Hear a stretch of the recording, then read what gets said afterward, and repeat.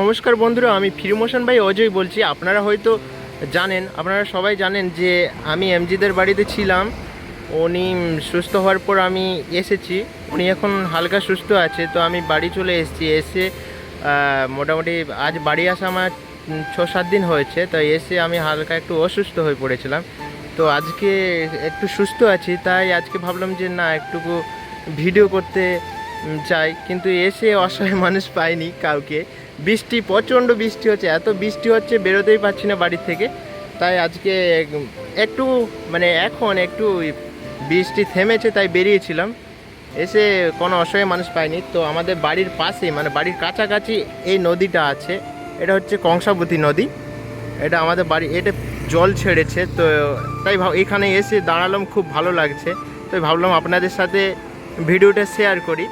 এই যে দূরে দেখা যাচ্ছে ওগুলো পাহাড়, তারপরে ইট ভাটা আছে। তো এইখানে এসে এত ভালো লাগছে।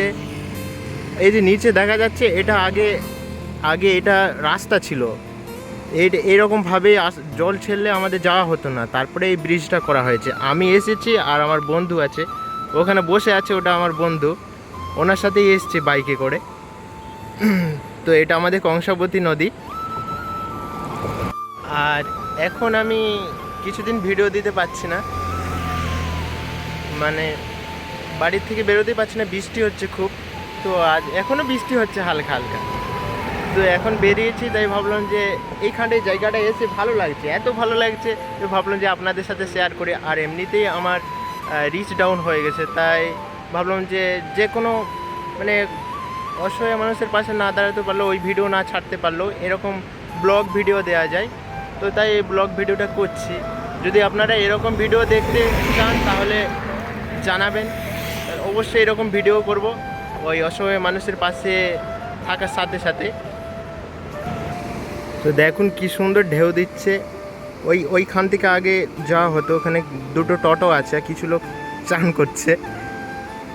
তো এই যে এগুলো দেখাচ্ছে না, থাম্বা বলে, যে জলের ঢেউগুলো, ওই থাম্বাগুলো এমন প্রচুর জল ছেড়েছিল, এখন জলটা কমে গেছে।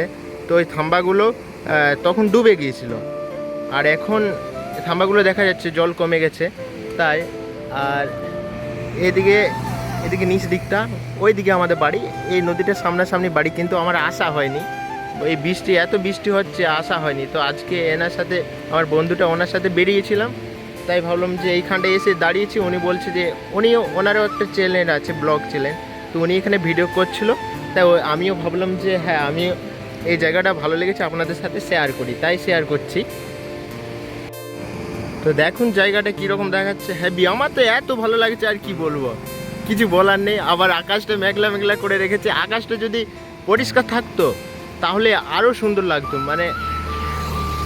দেখাচ্ছি কীরকম, এরকম আকাশটা দেখাতো। আর অতদিন তো আমি এমজিদার বাড়িতেই ছিলাম, ওনার সাথেই ছিলাম। উনি বলেছিলাম যে উনি পুরোপুরি সুস্থ হওয়া না পর্যন্ত আমি বাড়ি ফিরবো না। কিন্তু উনি এখন সুস্থ আছে, হালকা সুস্থ আছে। ওনার ওটিটা আছে, ওটিটার জন্য বাড়িতে কিছুদিন রেস্ট নিতে বলেছিল। তাই উনি বাড়ি এসেছে। তো বাড়িতে আপনারা জানেন হয়, তো উনি এখন সুস্থই আছে। ওটি হবে তখন আবার যাবে। তো যাই হোক, জায়গাটা দেখালাম কীরকম। ভালো যদি লেগে থাকে অবশ্যই লাইক কমেন্ট করতে কিন্তু ভুলবেন না। আর কমেন্ট করবেন যে এরকম ভিডিও। আমাদের এদিকে খুব ভালো ভালো জায়গা আছে, আমার কিন্তু যাওয়া হয়নি। যদি যাই তাহলে ভিডিও করবো। আপনারা যদি চান যে না, ওই অসহায় হেল্পিং ভিডিওর সাথে সাথে এরকম ব্লগ ভিডিও দেখতে চাও, তাহলে আপনারা যদি চান তাহলে অবশ্যই আমি করব। আর যদি না চান তাহলে করব না। আপনারা কমেন্ট করবেন যদি এরকম ভিডিও দেখতে চান। তো এখানে আমার বন্ধু আছে, ওনার সাথে পরিচয় করিয়ে দিই। তো এই যে আমার বন্ধু। তো হ্যালো বন্ধুরা, কেমন আছো তোমরা? আশা করি সকলে ভালো আছো। তো আমরা একটা খুবই সুন্দর একটা প্লেসে এসেছি, ঠিক আছে? এটা আমাদের সামনেই পড়ছে। এটা আমাদের এখান থেকে 1.5 কিলোমিটার দূরে সামনেই। তো জায়গাটা খুবই সুন্দর। আমার বন্ধুর সাথে এসেছি, এবার আমরা বাইকের সাথে দুজন মিলে এসেছি। জায়গাটা খুব সুন্দর। যখন এখানে আমরা আছি না বৈকাল সময়েতে, কারণ এখন বৃষ্টি পড়ছে, তো বৃষ্টির সময়ে আমরা এখনও তাও ভিডিও শ্যুট করে দেখাচ্ছি যে মানে অনেকদিন ভিডিও বানানো হয়নি, তো তোমাদেরকে তার মধ্যে দেখানোর চেষ্টা করছি। খুবই সুন্দর জায়গাটা, দেখলে মনে মনোরম, খুব সুন্দর জায়গা।